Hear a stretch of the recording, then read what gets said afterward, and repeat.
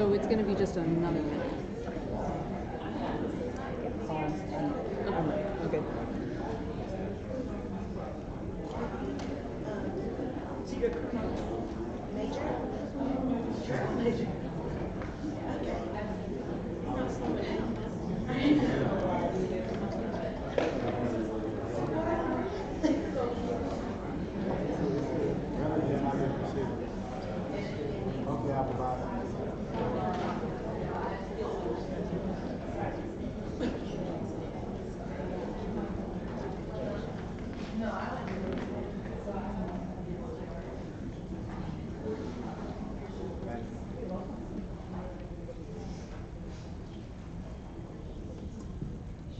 Good evening, everyone. How's everyone doing?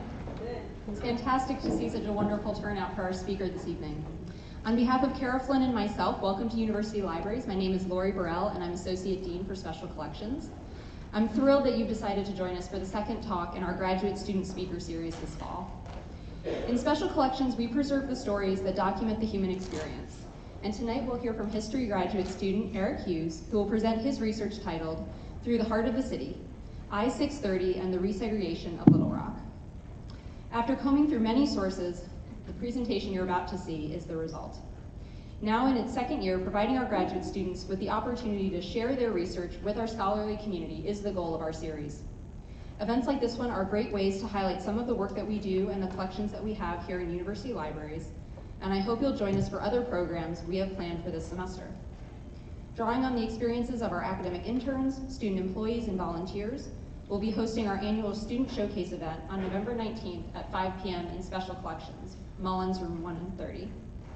This event will feature graduate student assistant Sam Overby, who will discuss the work that he's done to make Fulbright program collections available for research. Megan York, a Master's of Library and Information Science student at the University of Oklahoma, will share her experiences working in both digital services and special collections this semester. And for the first time, we'll be featuring work from the School of Art that students have produced inspired by collection materials that they saw during an instruction session.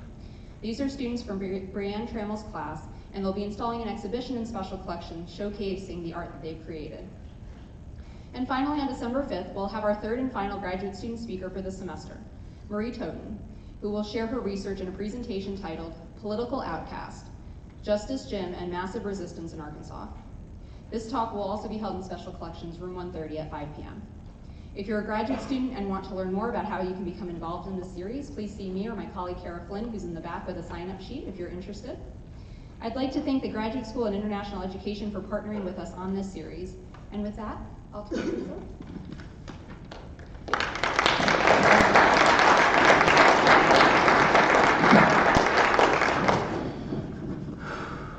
Good evening, ladies and gentlemen. Good evening, good evening, good evening. My name is Airic Hughes. I am a PhD student here at the University of Arkansas. First of all, I would like to thank each of you for being here. And second, I want to tell you that each of y'all are crazy, because I'm a graduate student and I'm reading the paper. But I appreciate you guys coming out for the support, all right? Beyond that, I want to give a few special thanks before I got started today. First of all, I would like to thank God. Secondly, I would like to thank my family, many of who are present today. I would like to thank the history department, many of who are also present this evening.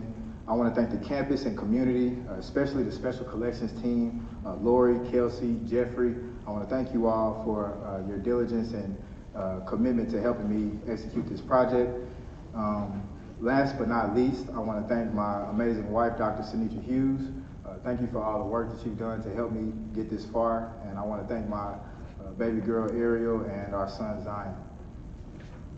So tonight, the presentation that you're going to receive is called Through the Heart of the City, Interstate 630 and the Re-segregation of Little Rock. U.S. Interstate 630, or I-630, is the most prominent non-geological physical feature in Greater Little Rock, Arkansas.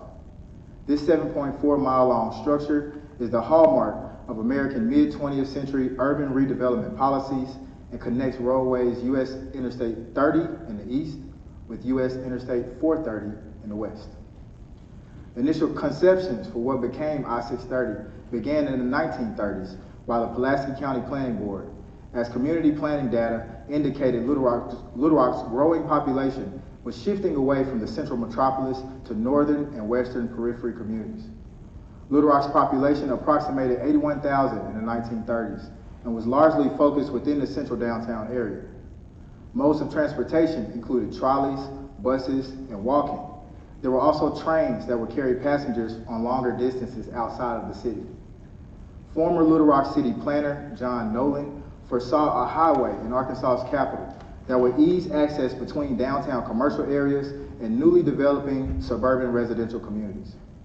Following World War II, the city of Little Rock aggressively examined its traffic challenges and projected opportunities for improvement. From 1948 on, almost all transportation plans for the city included variations of an east-west connector route in the general area where I-630 is now. In 1956, Little Rock's Metropolitan Area Planning Commission, which was Greater Little Rock's metro area's chief civic planning organization, initiated a study of Pulaski County roads that further emphasized the need for an east-west route. Work towards establishing this undertaking began in Little Rock and began to manifest in the late 1950s as racial tensions and urban renewal efforts intensified in the city. Land acquisition for much of the inner city residential and commercial space necessary for I-630 was acquired between 1950 and 1966 during the height of Little Rock's urban renewal program. The Federal Housing Act of 1949 allocated $1 billion of federal assistance to local governments for clearing and redeveloping slum or blighted areas.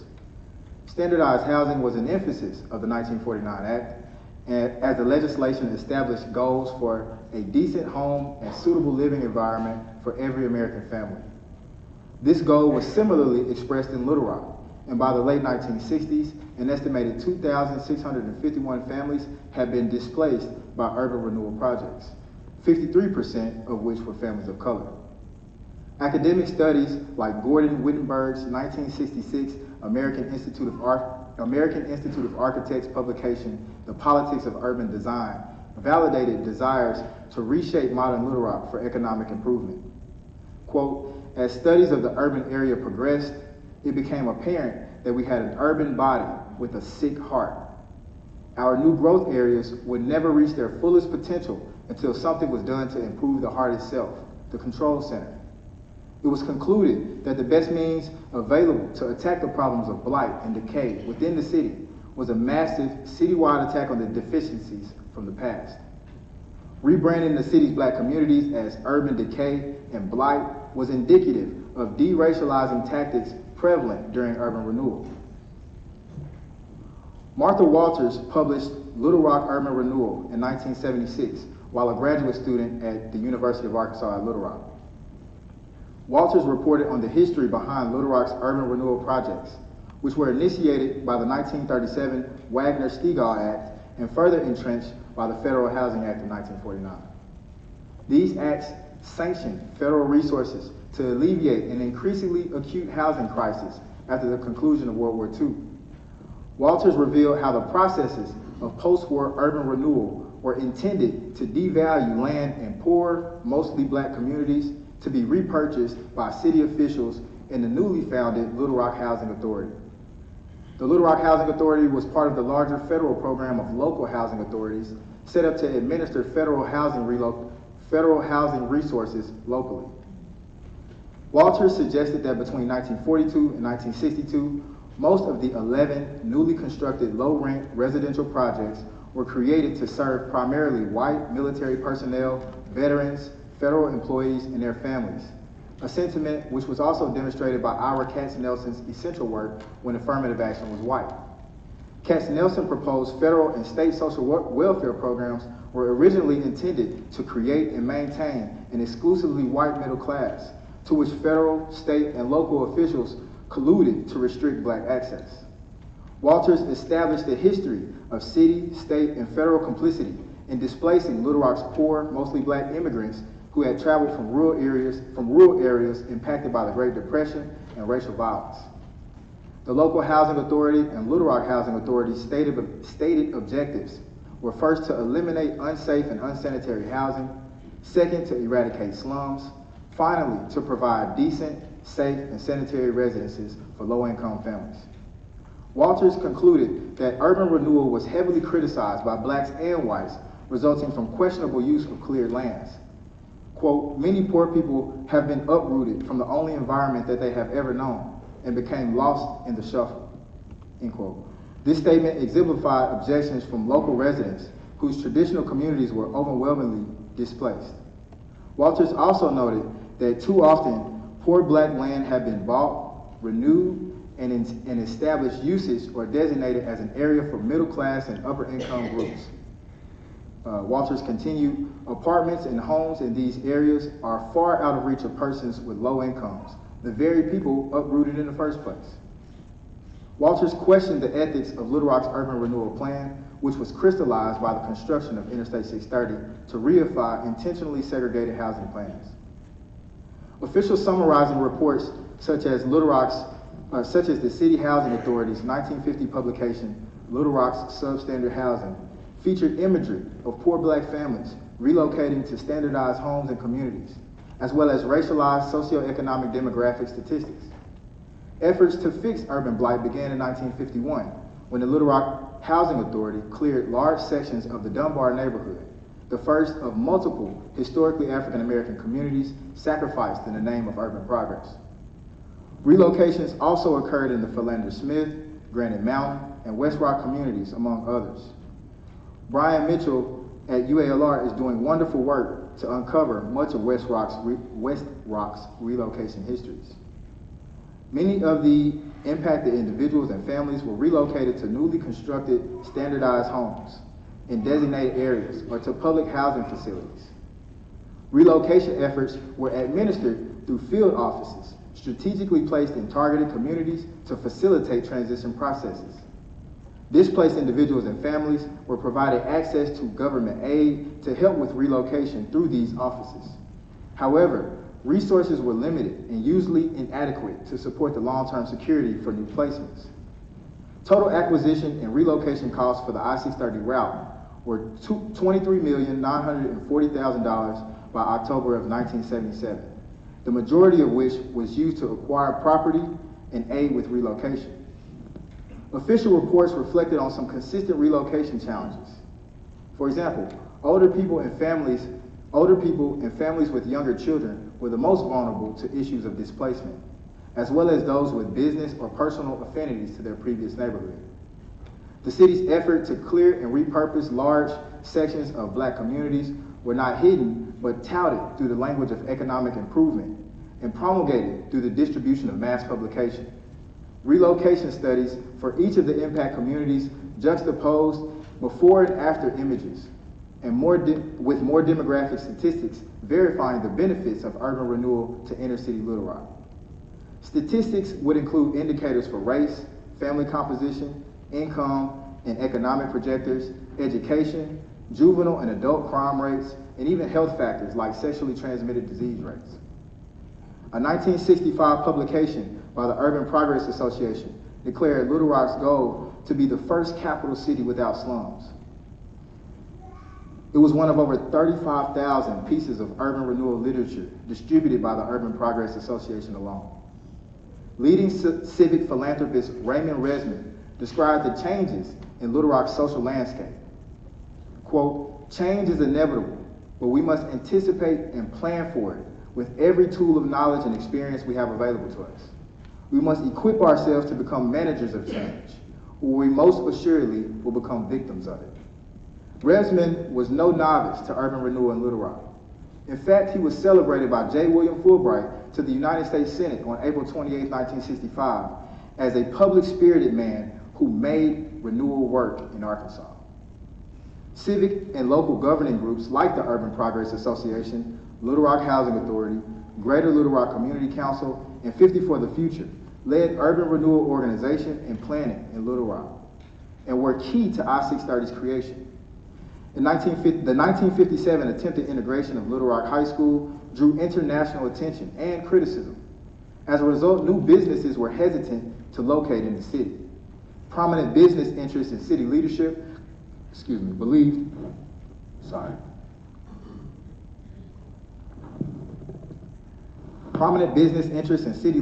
believed large-scale modern development projects would show companies and industries Little Rock's progressive side. A modern thoroughfare would also make Little Rock more attractive to business and ease some of the negative perceptions stemming from the chaotic integration. Throughout the 1950s, westward migration and these well-documented social issues accelerated public interest in the possibility of this new highway. After financing extensive neighborhood analysis, in 1958, the Metro Plan Group released a proposal for recommended city improvements, which included an 8th Street Expressway. In September of 1958, the Little Rock City government petitioned the Arkansas State Highway Commission to add the 8th Street Expressway into the state highway system and to incur responsibility for construction costs. A year later, the Highway Commission would incorporate the 8th Street Expressway into the state highway system with aims to construct the project as funds became available. Route location study reports by engineering firm Garver & Garver were published in 1961. Contentious and well-attended public hearings were held where all aspects of the freeway project were publicly debated, and proposed routes were ultimately approved by the Metro Plan Group, the City of Little Rock, Pulaski County, Arkansas Highway Department, and Federal Highway Administration officials in the March of 1962. The Arkansas Highway Department and the Federal Bureau of Public Roads designated the route's official name as the Little Rock East-West Expressway in April of 1961. Newspapers in late April of 1961 projected city resources could purchase the necessary right-of-way for initial construction plans, with state and federal governments set to pay half of the construction costs. 1 year later, in April 1962, Garver & Garver submitted a preliminary report on the design of the expressway for the Arkansas Highway Department's review. Construction costs, not including right-of-way expenses, were estimated at around $13,819,186. The Garver report also divided the construction routes into 3 sections. Once completed, each section would serve as an independently functioning roadway until crews finalized and linked all segments.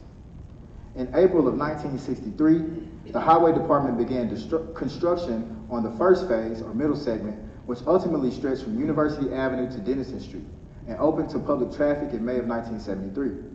The second phase, or western segment, stretched from the U.S. Interstate 430 to University Avenue and was scheduled to open to traffic by 1978. Right-of-way claims for this segment would disrupt fewer citizens compared to the more populated eastern areas. The third and final section, slated for construction, would run from Denison Street to I-30, cutting directly through downtown Little Rock's well-established neighborhoods like the Quapaw Quarter and business sectors like West 9th Street, an African-American district known as the Line. Preliminary mapping for this expressway included plans to save key city historical landmarks and institutions from demolition, including Mount Holly Cemetery, Arkansas Children's Hospital, the Arkansas State Capitol, Philander Smith College, and MacArthur Park. But the thriving black business district around the 9th Street community and homes of many middle to low income, mostly black residents lay squarely in the route selections for the new highway. This downtown section would prove to be the most controversial and time-consuming portion of the freeway's development. The middle segment of the project, from University Avenue to Denison Street, began in 1964 and also continued at a slow pace. Funding insufficiency and public criticism were significant challenges to completing the middle and eastern sections of the freeway project. Private and state funding for the expressway and necessary land acquisitions had exhausted, so joining the federal highway program would prove a strategic necessity. It would provide a 90-to-10 capital match. So for instance, for every $1 of state or local spending, $9 would come from Washington, D.C. I-630's inclusion in the program was initially denied by the Federal Highway Agency, but in 1970, Congressman Wilbur D. Mills engaged with the project. Originally not a part of President Eisenhower's Federal Highway Act of 1956, whose date follows an interestingly similar path with Brown versus Board desegregation rulings. I-630 would join the federal interstate system largely due to the spearheading of Congressman Mills, a Democrat from Kensett, Arkansas. Mills served in the U.S. Congress for 17 years, chairing the powerful House Ways and Means Committee, also earning the title the most powerful man in Washington. Mills was strongly considered a viable candidate for the 1972 U.S. presidential election. After strategic lobbying from local business interests, the Federal Highway Agency changed its decision, and I-630 was included to the federal system on November 12, 1970, accelerating the construction rate exponentially. As the I-630 project neared completion, community advocacy groups, such as the Arkansas Community Organizations for Reform Now, or ACORN, became very active in a dispute against the freeway. ACORN opposed completion of the eastern segment because of its unfair impact on heavily minority neighborhoods and African American business districts. ACORN's legal struggle with I-630 made minimal traction through litigation, but the organization would gain a major victory in 1975 when federal judge J. Smith Henley ruled that the environmental impact statement filed by the Arkansas State Highway Department to the federal government was insufficient. This was upheld by the 8th Circuit Court of Appeals in 1976, and the ruling led to a new environmental impact study sanctioned by federal judge G. Thomas Isley in 1979. This new study eventually permitted the project to continue. The final eastern segment of the highway opened to traffic on September 29, 1985. In addition to displacing large portions of Little Rock's black residential and economic communities, the interstate was and is still criticized for creating divisions by encouraging regulated migration to the northern and western outskirts of the city. At a February 1971 public hearing, black community members John W. Walker and Dr. Jerry D. Jewell, among others, vehemently opposed the freeway's progress and questioned the underlying power supporting I-630's creation. Populations north of the interstate are heavily white, relatively affluent, and well-educated, while census data shows that populations south of the highway are majorly comprised of black and brown communities and challenged by key performance indicators. Forecasters of city demographics argued that I-630 will remain a potent mental and physical demarcation for the social composition of Arkansas's largest city. The chronological parameters for this study concluded with the 1989 Urban Development Growth Report by the City of Little Rock. This report assessed the continued western expansion of Greater Little Rock. Populations were projected to reach approximately 257,000 by 2010, with primarily western areas benefiting from influxes of commercial and residential interest. Consequently, the interstate supported relocation of large numbers of Little Rock's white citizens to the west of the city. Many argue these relocations are specifically detrimental to minority communities in Little Rock by limiting access to economic, education, health, and wellness options. Political scientist Jay Barth contended that Little Rock itself became a city of vigorous racial and class separation, with the development of I-630 through the heart of the city a key factor in this separation. When Central High School desegregated in 1957, Little Rock, compared to similar southern cities, had a limited physical geography with a densely packed population at its core. Importantly, most of the neighborhoods in the city were racially mixed. And while key aspects of Jim Crow certainly continued, Little Rock's white and black populations were not entirely separated in their daily lives. Minimal demographic changes would occur in the Little Rock metro area between 1957 and 1967, with the lone exception being the continued western growth. Importantly, during the decade after Central High's desegregation, white residents mostly stayed within city boundaries and in Little Rock public schools. U.S. Supreme Court decisions in the late 1960s and the early 1970s would threaten this social stability. In 1968, the U.S. Supreme Court declared the freedom of choice plans that declared purely token desegregation throughout the South unconstitutional, including in Little Rock. In 1971, the Supreme Court's decision in Swan versus Charlotte-Mecklenburg Board of Education affirmed the use of busing to redress segregation, and the Little Rock School District fully implemented a busing plan by the fall of 1973. These decisions promoted private school development in Little Rock proper and school attendance in suburban growth areas like Saline County became more prevalent throughout the 1970s. Theories of white flight in Little Rock are substantiated by historian Kevin Cruz's analysis for similar characteristics of white flight in Atlanta, Georgia. Jay Barth also contended that these changes were surprisingly modest, as more than 90% of students in Pulaski County stayed in public schools through the early 1980s, and population continued to grow within the city. A central premise would explain this odd stability. While the city boundaries of Little Rock continue to grow in the west, the boundaries for Little Rock's school district stopped growing in 1968 when the Supreme Court ended freedom of choice. Thus, residents of Little Rock maintained access to city services, but their children attended school in overwhelmingly white Pulaski County Special School District institutions. Coupled with the developing 6-lane I-630 freeway, these decisions gradually separated the residents of Little Rock into distinctive and more segregated regions.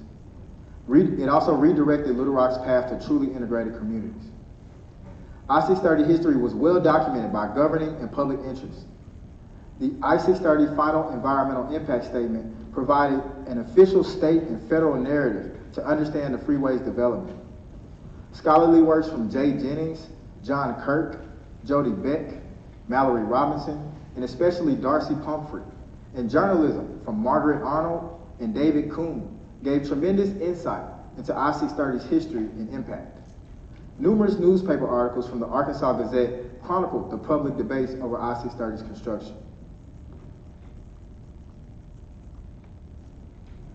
The I-630 freeway project created the infrastructure to support white flight out of Greater Little Rock, resulting in under-resourced, majorly black and brown public schools through the establishment of mainly white private academies and public school zones, as well as poorer inner-city areas which substantially increased vice and crime, increased hyper-policing, and mass incarceration of the city's minority communities.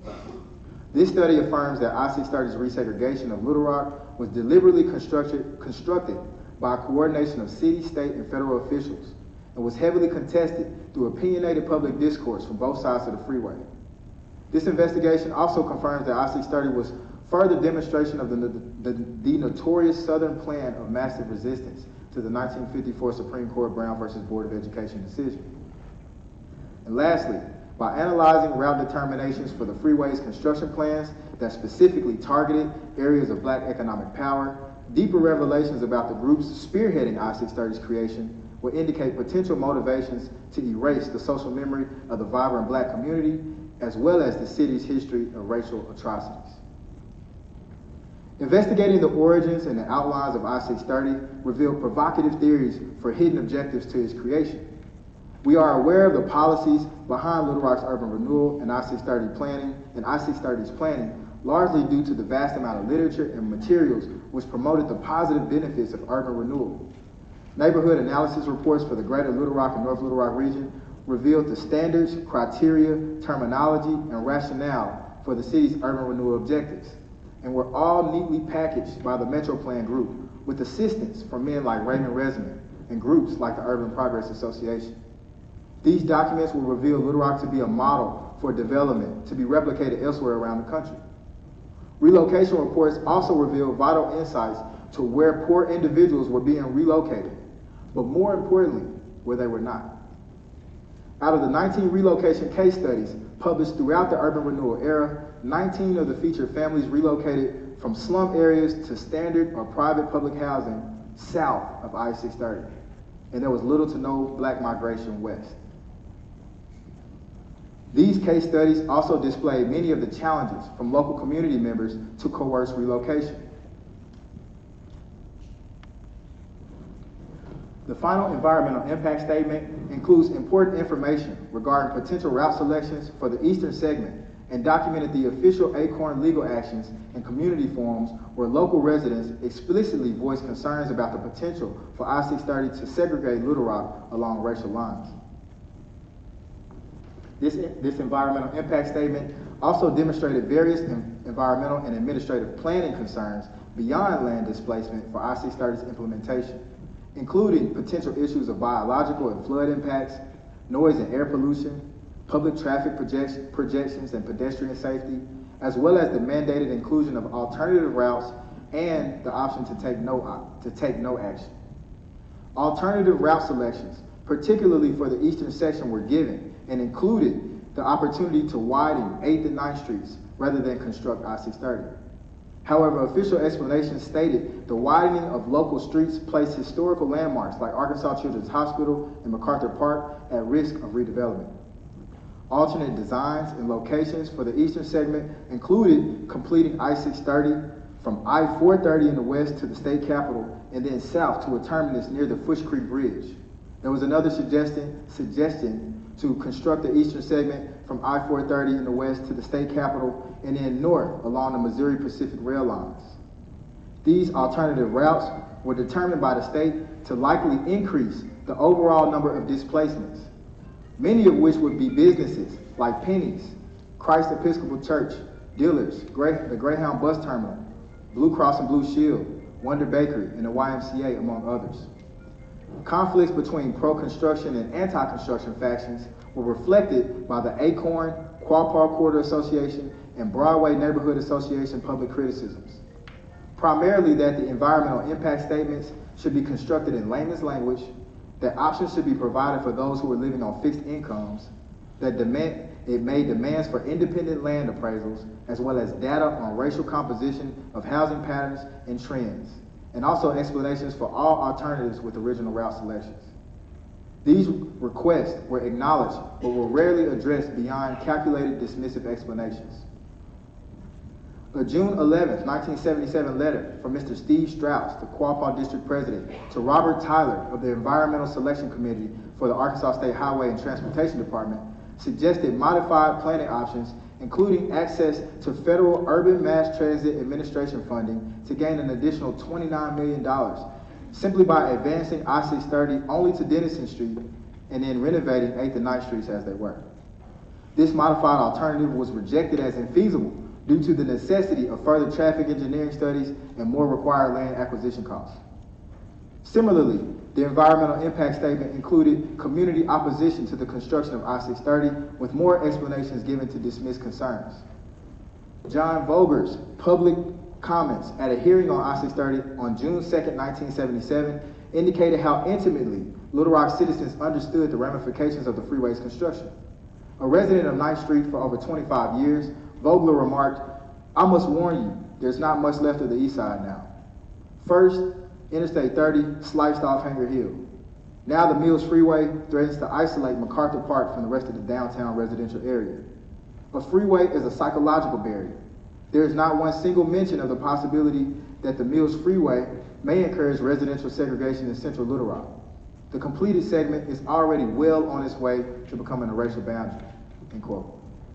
Official responses to Mr. Voger's critiques further exemplified the dismissive nature of I-630 representatives.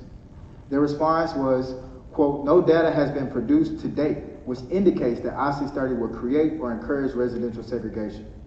The relocation program is also carried out without racial bias. People are moved from all types of neighborhoods and relocated into neighborhoods that contain available housing which meets necessary criteria. Traditional boundaries should be altered very little, and a freeway cannot create or erase any racial bias which may exist in society," end quote. The blatant disregard for existing racialized statistics in the urban relocation reports and the cavalier nature by which Mr. Voger's comments were summarily rejected demonstrated a persistence by local, city, state, and federal powers to maintain their chosen construction plans despite open appeals to revisit development strategies.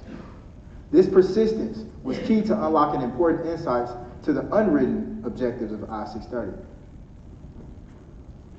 The legacy of urban renewal and I-630 in Little Rock is a complicated history. However, historians agree that the desegregation of Little Rock schools after Brown versus Board exacerbated desires for separation. As the city pushed towards the 21st century, its progress was showcased in well-crafted marketing, like the 1966 piece Little Rock Looks Ahead by the Little Rock Chamber of Commerce in conjunction with Southwestern Bell Telephone Company. This publicity piece, which selectively chronicled Little Rock's history, vowed that the progress of urban renewal would not come at the expense of the proud heritage of the southern city. Little Rock Housing Authority President George Miller was quoted, There are no easy problems to solve urban renewal. It was understood that the relocations would primarily hurt certain members of society. And Miller would continue, many were inconvenienced and a few were hurt. But a Little Rock model for urban renewal had now emerged. Interestingly, the city's historical narrative in this piece skips completely over most of the 20th century. It goes up into 1912 and then it picks back up in 1970, while promising urban renewal will save Little Rock history. Key locations such as Albert Pike's settler home will be preserved, and an Urban Progress Association spokesman was also quoted as saying, "The question we face today is whether our fine new freeway and expressway systems are to be a quick and efficient method of getting to downtown or through downtown." The interconnectedness of civic and state powers became increasingly clear, and it centered on one key figure, George C. Miller. Miller was the Little Rock Housing Authority president, but he was later recruited by the civic group 50 for the Future to successfully lobby Congressman Wilbur Mills to incorporate I-630 into the federal highway system. This connection between key figures leading local and national efforts to build I-630 also revealed the true power brokers in remaking modern Little Rock. In May of 1965, Governor Orville Faubus lent his public visibility to increase the support for the expressway, with members from 50 for the Future and the Urban Progress Association present. I began to question who the group for 50 for the Future were and what their concerns were regarding urban renewal. 50 for the Future is a civic organization which collected exorbitant dues from wealthy pre-screen members, about $2,500 annually, and placed them into a pot for public projects. This collected capital gave the group tremendous political power, and they displayed it through large donations to create institutions, like $50,000 to create the U of A Graduate Institute of Technology, or $3,000 to Little Rock Public Schools, and $5,000 to the Arkansas State Symphony Society, among others. Establishing the people in the groups making decisions for urban renewal in Little Rock revealed potentially deeper, tacit motivations for developing I-630. Before I-630, Little Rock's majorly black 9th Street community, according to historians like Bernard J. Love and Shanika Smith, represented a golden era of black socioeconomic opportunity and communal strength. Segregation facilitated the flourishing of black service and entertainment businesses and insulated communities in inner city Little Rock. Jim's Pharmacy and Theater, the Vicens Segregated Motel were among many successful black-owned businesses in this downtown area. However, Little Rock's national reputation would change forever in the spring of 1927. The Great Mississippi River flood of 1927 ravaged over 5 million acres across Arkansas, Texas, Louisiana, and Mississippi. Arkansas would apply to receive federal aid to help rebuild. But by mid-April and into early May of 1927, the heinous lynching of John Carter would dominate the city's national reputation. John Carter's lynching was well reported in hundreds of national newspapers. Our knowledge of Carter's lynching is strengthened by the work of historians Stephanie Hart and Guy Lancaster, who encapsulated Carter's lynching narrative. Between April 25th and May 5th, 1927, Little Rock descended into an orgy of violence after the murder of a young white girl named Floella McDonald, allegedly by local janitor Frank Dixon's son Lonnie.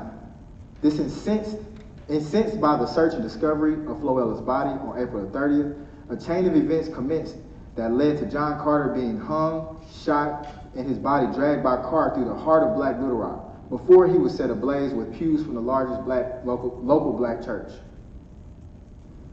Local police either did nothing to hinder the blood-crazed mob, or as some historians contend, were participatory in Carter's lynching. Less known were the state executions of Lonnie, as well as the disappearance of his father Frank. No one was ever formally charged in Carter's lynching, which corroborated a campaign to whitewash the circumstances surrounding Carter's death. The city's national reputation was lambasted, and hundreds of African Americans and Little Rock simply left the city. In 1957, the night before the first day of school, Elizabeth Eckford's mom shared concerns with Miss Daisy Bates that she did not want her daughter to go through a situation like she had lived through in 1927. Carter's lynching resonated with the parents of the Little Rock Nine just 30 years later. It is entirely plausible that Carter's lynching may also have motivated the planners of I-630 to persist on specified eastern segment routes to ensure that this chapter of Little Rock's history will remain hidden in plain sight. The conclusions of this project confirm some initial presumptions and challenge others. I-630 fits within the 20th century urban redevelopment models proposed by historians Nate Connolly, Kevin Cruz, and sociologist William Julius Wilson, and others. I-630 was realized through collaboration at the local, state, and federal level. It reflected a national desire to remove urban blight, which was coded language for poor black residents, from the visibility of white citizens. Goals for I-630 align with Southern desires for massive resistance to Supreme Court mandated integration. Eminent domain was a key component of the federal urban renewal program, which exponentially undervalued black-owned land and allowed for their confiscation to serve the needs of freeway and community reconstruction projects like I-630.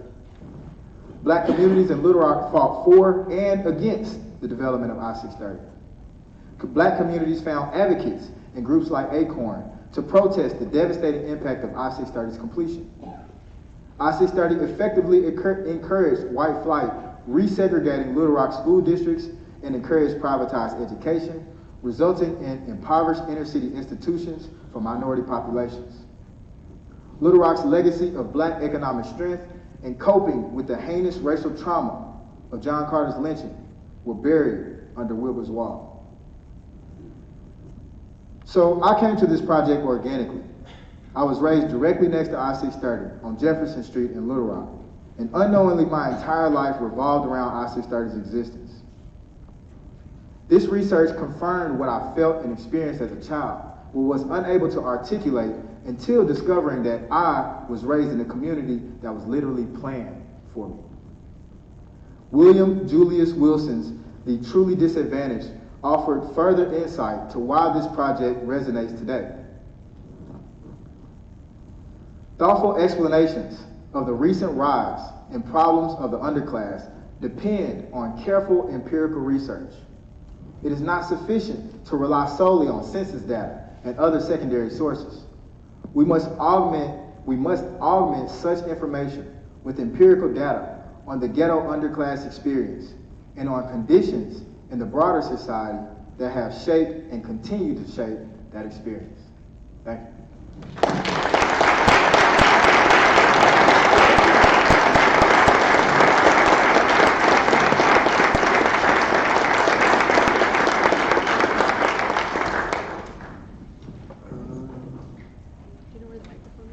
I gave it to you. Oh, here she's got it. I'm going to moderate the Q&A, so if you've got a question, I'll come around with the mic. Get my steps.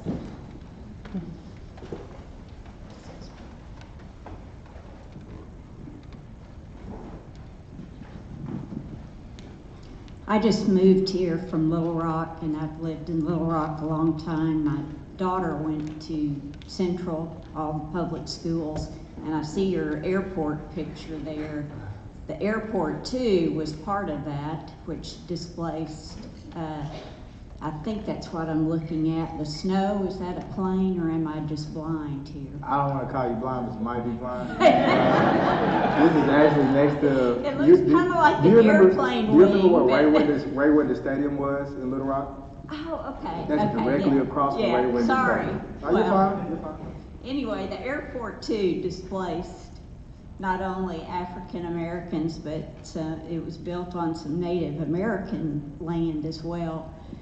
But my question is, I don't know if you've been keeping up with the expansion of Interstate 30 through Little Rock, adding the extra lanes where the entrance and exit ramps are going, which again would displace African American communities, shut down a public school, which is predominantly African American, in the name of downtown revitalization.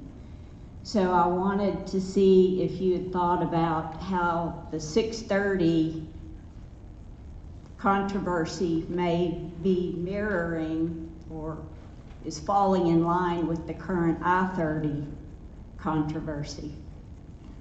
That's an excellent question, and I don't know if I would describe it as the problems are mirroring each other, or as it is an ongoing problem. It's a continuation. The problems that are occurring with I-630 are directly related to the development of I-630 and urban renewal in inner city Little Rock. So we're still continuing a lot of the ramifications of those decisions today. Other questions?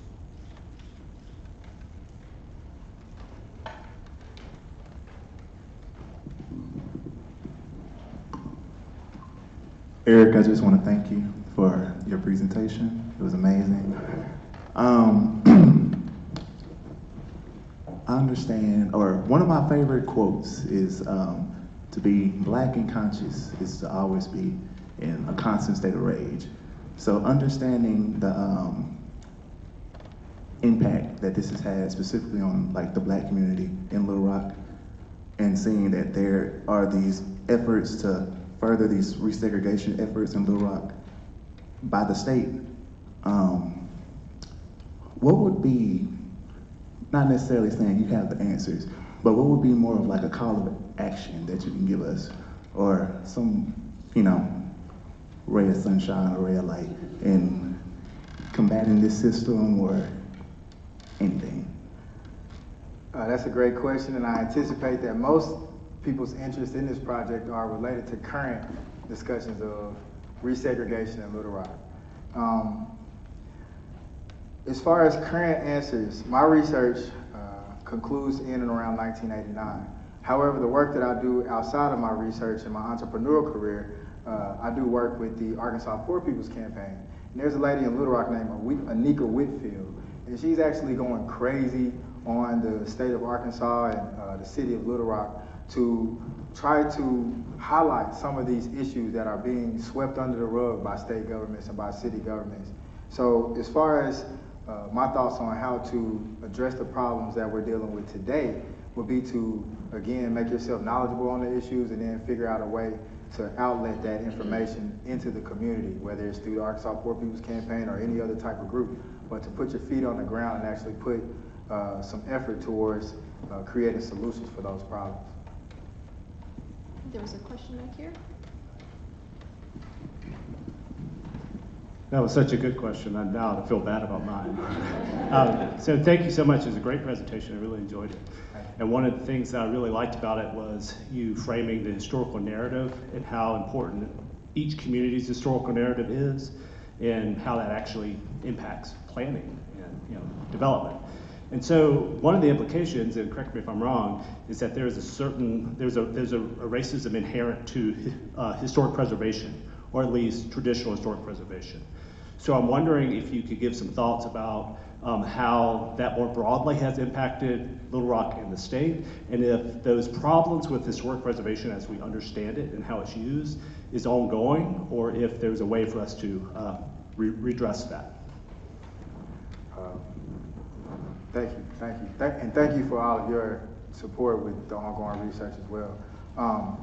So the current ramifications that we're experiencing, and if I'm not restating the question exactly, just remind me, but the current ramifications that we're facing when it comes to historical preservation and inherent racism in historical preservation, I believe the example of I-630 is a clear example of how Little Rock selectively remembered its history and selectively preserved certain historical sites. So historical sites that were more accessible for public use, Arkansas Children's Hospital, Arkansas State Capitol, and even, interestingly, things like Albert Pike's settler home. These areas were preserved. They were carved out to not be displaced or not be affected by the urban renewal practices. But on the same token, much of historically black Little Rock was targeted by those same individuals making decisions. And the last remaining building that we have from the line, or the Black 9th Street community, is the Mosaic Templars Cultural Center. So essentially that entire history and legacy of Black Little Rock was erased while other historical legacies in Little Rock were preserved. So in the past, I do believe that racism was a part of those decisions.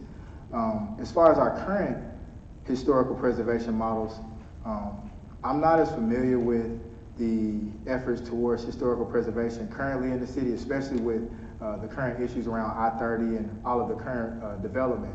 However, I do think that if we were to analyze some of the current historic preservation strategies, then we may see some of those same underlying intentions. And again, the intentions here are unspoken, right? You're not going to see any documents that come out and say, hey, we need to target the Black community, we need to save these white historic landmarks. But the decisions indicate motivation. And so I believe that the historic preservation has been laden with racism, especially during this time. Are there any other questions? So I enjoyed hearing that, and you know I'm a huge fan of what you do already. Given the newer mayor and police chief in Little Rock, do you see a lot of their, I guess, how to phrase this correctly, a lot of their sell has been transparency in what they do. Do you see that happening now in practice and kind of your pulse of Little Rock, even through your entrepreneurship? And if you don't feel comfortable enough answering that, but do you see a change within some of the communities having a voice now? I don't live in Little Rock, so I'm not as qualified to speak to that. But I do work in Little Rock, and I'm from Little Rock. I know Mayor Scott, and I'm actually, I do agree with your assessment that there's an effort towards transparency now. However, I do think that there's still some significant challenges that Little Rock has as far as addressing the true history of the city and the current ramifications of that history, and providing solutions to those individuals and communities who have been impacted the most by that history. And so change is not necessarily a fast process, but I do believe that the transparency that's being put forth by the new administration is one step towards progress. It may not be a big step towards progress, but it is a step towards progress. Okay, we have time for one more question. Does anyone have anything they'd like to ask? Okay.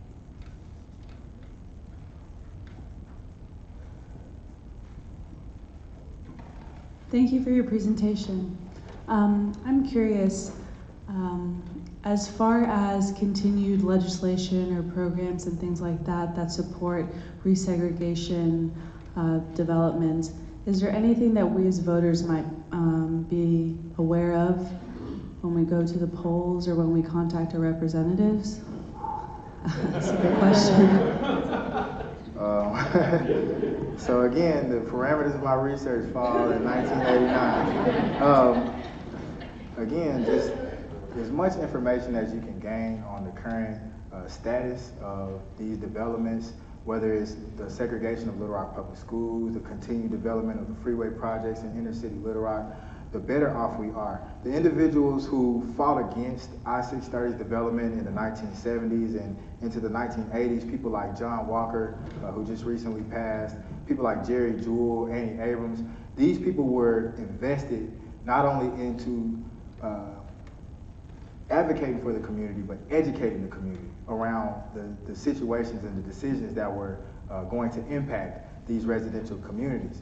And so I believe that that's the best strategy that I can suggest now, is to inform yourself, and in whatever area you feel comfortable putting your feet into the fire, jump. Great, well, please join me.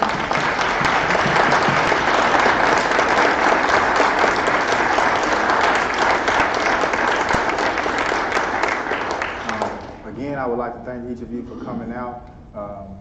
I'm excited to continue this research, and hopefully we'll get to collaborate with more individuals and put this research into practice to create solutions for some of the great questions that you all are asking. So, thank you all.